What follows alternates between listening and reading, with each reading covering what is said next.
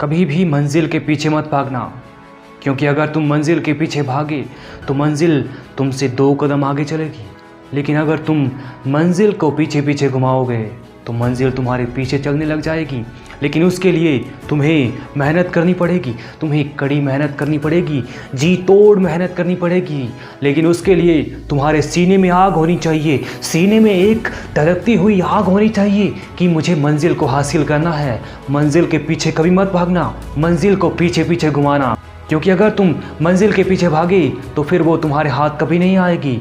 लेकिन तुम्हारे अंदर वो काबिलियत है और तुमने साबित कर दिया कि तुम मंजिल को हासिल करने के लायक हो, तो मंजिल तुम्हारे पीछे पीछे आएगी।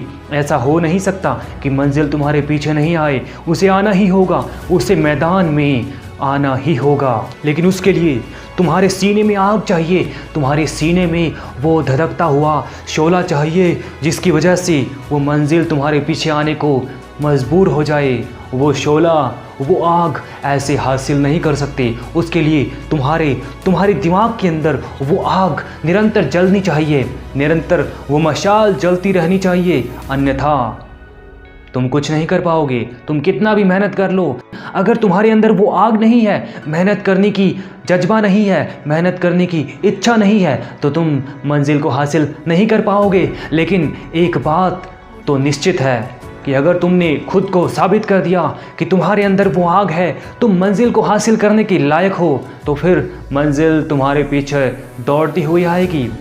लेकिन इस घमंड में मत बैठना कि मैं मेहनत कर रहा हूँ, मंजिल तो मिलेगी, मुझे मिलेगी मंजिल, इस घमंड में मत रहना। लेकिन ये शुद्ध नशा हो, शुद्ध गर्व हो कि मुझे मंजिल मिलना निश्चित है, इतना कॉन्फिडेंस हो कि मंजिल मुझे ही मिलेगी और किसी को नहीं, और किसी को मिले वो उनकी किस्मत है, वो उनका कर्म है, लेकिन मुझे मंजिल मिलेगी। तुम्हारा दिमाग आग से जलना चाहिए, तुम्हारे दिमाग के अंदर आग भरी हुई होनी चाहिए कि मुझे कुछ करना है, मुझे मंजिल हासिल करनी है, मुझे दुनिया में नाम करना है, सबका कल्याण करना है, सबके सामने एक मिसाल कायम करनी है।